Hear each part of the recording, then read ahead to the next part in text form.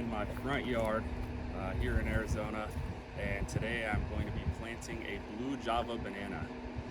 Some things to keep in mind is that we're going to want the hole to be about 20% larger than the 5 to 7 gallon size that it's in. We're also going to be amending the soil by putting a mixture between compost and well drainable palm soil. We're also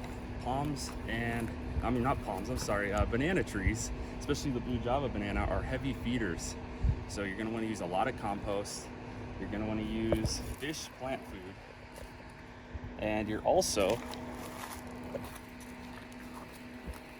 going to want to use my favorite brand, Mycos.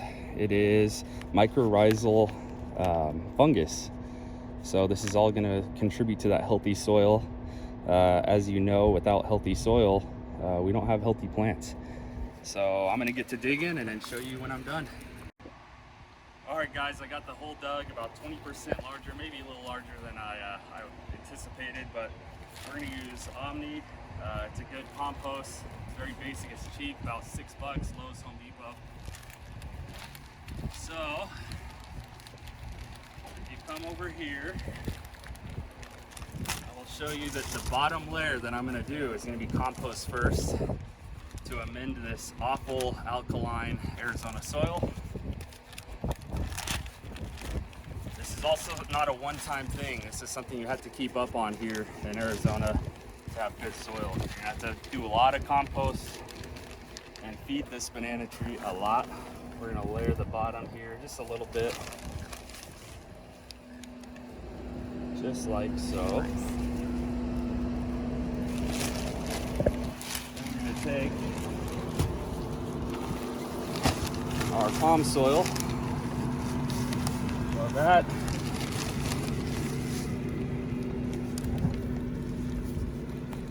I'm going to mix it up a little bit down here on this bottom layer.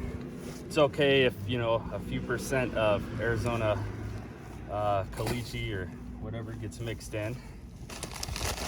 Now we're going to grab the banana, which is having a very hard time in the wind right now. Gently pull them out. This does not always work. Sometimes you have to cut the plastic container off, you know, so that you don't mess up the root bulb or the root base. You're going to set them in there. Now, I want this banana to be basically flush with the ground. And the reason for that is bananas are susceptible to root rot. You want well draining water going through your soil. The worst thing that could happen is that this is sitting too deep, like how you'd want a citrus, and you're gonna start getting root rot and fungus. It's gonna kill your whole banana tree. So we're gonna go flush. Now, with a mixture of palm soil and compost, we're going to start filling in the outside here, and I'll show you how I mix it. It's nothing complicated. I don't even need a wheelbarrow or a bucket. Mix that in, just the first layer. Now that that layer is there, before I put my compost, is when I'm going to add the mycelium fungus, which needs contact with roots to really thrive. So we're just going to sprinkle that all around here. These are little spores. Now we go back to compost, which smells absolutely terrible. I got that there. Mix it around. It's nice and fluffy, which is perfect because that guarantees it's going to drain. That. More on this side.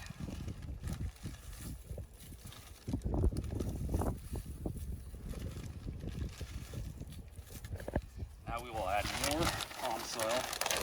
And keep in mind, you don't have to do this the way I am. If you want to get a bucket and mix it all up, you totally can. I just a little lazy sometimes. So.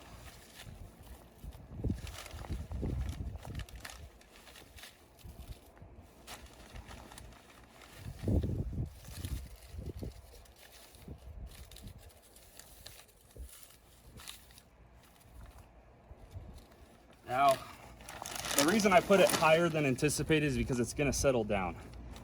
So I have it kind of up on a berm. It's gonna settle down over time when it's watered.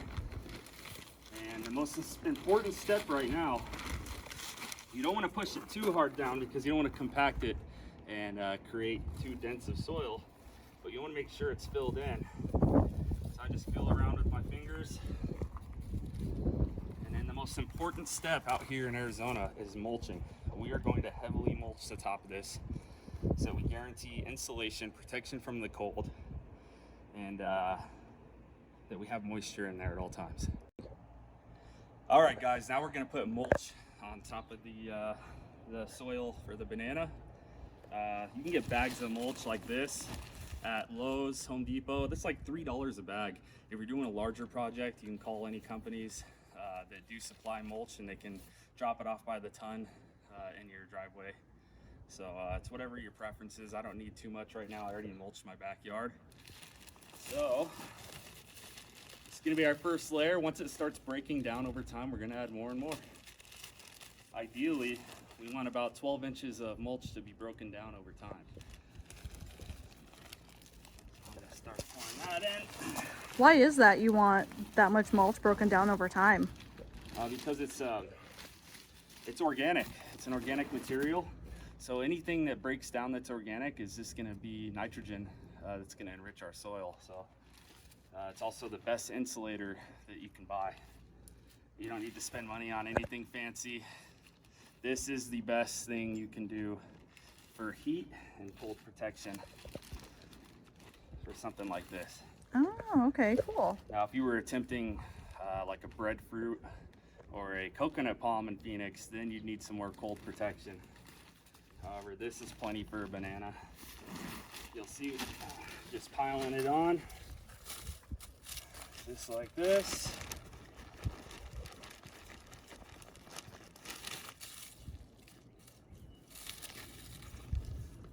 And that's about perfect for right now. Got about a 4-inch layer there. Now, this is something that I probably will not do today. However, this fish plant food, it's a 5-1-1 ratio. This is something you're gonna wanna apply regularly. Depending on the brand, will depend on the directions, of course. But I like to get one that mixes in with the water.